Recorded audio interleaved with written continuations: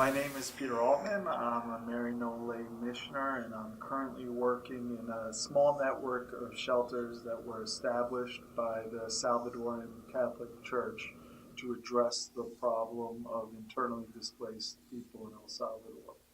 The vast majority of these people have been forced to flee from their homes because of the violence that's endemic to the country. So most of the folks that find themselves in our shelter are families who've been threatened, have had to pick up the few possessions that they can grab and leave their home because of threats of violence. And so the shelter provides a safe place for these families to live while they go through the process of applying for legal status in another country.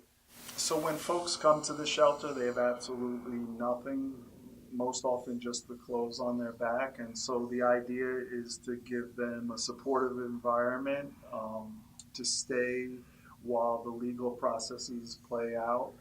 Um, the challenge for the residents of the shelter is that they're not allowed to leave the shelter because it's a small country, because there's always a risk of either them being identified or the shelter and its mission being identified. Folks are expected to stay within the shelter 24 hours a day for 7 days a week. And so my role more than anything is to help break up the monotony of an inherently monotonous situation where these people have to spend months on end in one enclosed building. And so the way that I do that um, is by sometimes offering classes in English or math for the kids, sometimes offering opportunities for art projects, sometimes playing games with them. I've taught Salvadorans how to play Uno and Yahtzee and pickup sticks and Sorry and Bingo, a variety of card games, because it really is the case that anything new and different is celebrated because of the monotony that's part of their everyday lives in the shelter system. Now, the reason why these folks are willing to go through this period of monotony is that most of them are in process to win legal entry to the United States or to another country. And so the process of the legal process takes a very long time to play out. There's a lot of documentation that has to take place, a lot of interviews. And so for the duration of this process, for their own safety, they have to stay in the shelter.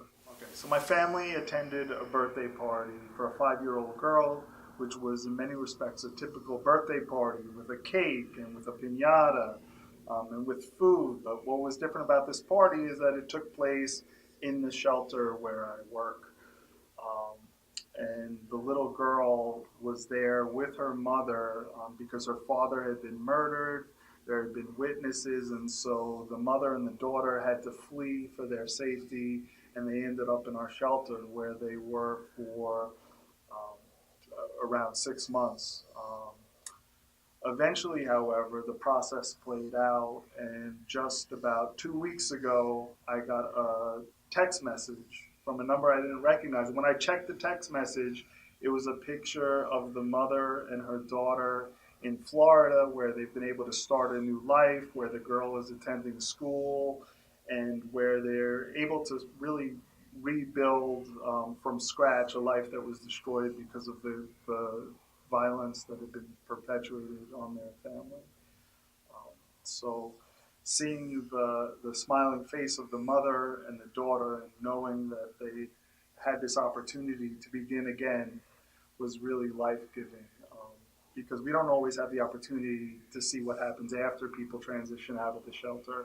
And so to have this closure for this little girl and the mother, who I knew well, was very rewarding. Okay, the people in our shelter are fortunate because they have the legal resources and their basic needs met and have an opportunity for their systems to play out through the legal process. Most of them, they're heavily vetted, and most of them have everything that they need to win legal entry into the United States or into another country. The challenge is, for every family that's in our shelter, there are 200 families like them who are displaced and don't have the resources for one reason or another to go through the process. Maybe they lack some of the documentation, police reports, or other documents that corroborate their stories. And so the church's response is really the network of shelters is new, and it's a recognition by the Catholic Church in El Salvador that there's a problem, there's a need, and it's the first step towards meeting this need. But it doesn't come close to remedying what's a huge problem that affects hundreds of thousands of Salvadorans. One of the most heart-wrenching stories involved a family that moved to the shelter immediately after the daughter, a 7-year-old girl, was murdered in an attempted hit on her mother. And so we had this family in the shelter that was in a real deep place of grieving on the one hand. On the other hand, had to continue to go through the processes that they needed to go through in order to begin to put their life together again. And so it was very challenging to accompany this family that was feeling such a deep loss and such a recent loss. And we're trying to march and look towards the future on the one hand. On the other hand, for reasons that we could all understand, we're constantly drawn to looking back at the recent past and the tragedy that affected them so profoundly. One thing that I would share with people from the United States from my 5 years of living and working with poor people in El Salvador is that Salvadorans love El Salvador, and in a perfect world, they would want to live, work, and raise their families in El Salvador. And so when I see stories on the news about migrants and people immigrating to the United States, it's very clear to me that this isn't just a quest for a slightly better lifestyle or quality of life or for better economic opportunities.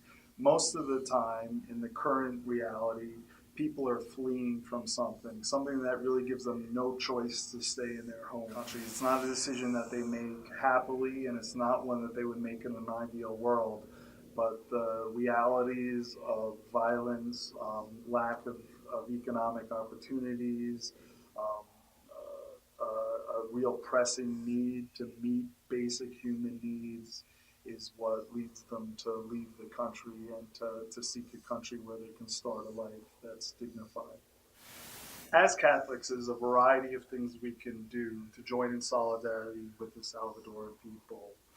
On the one end, we can do what the Maryknoll missioners in El Salvador are doing, and that's to help to create a better El Salvador.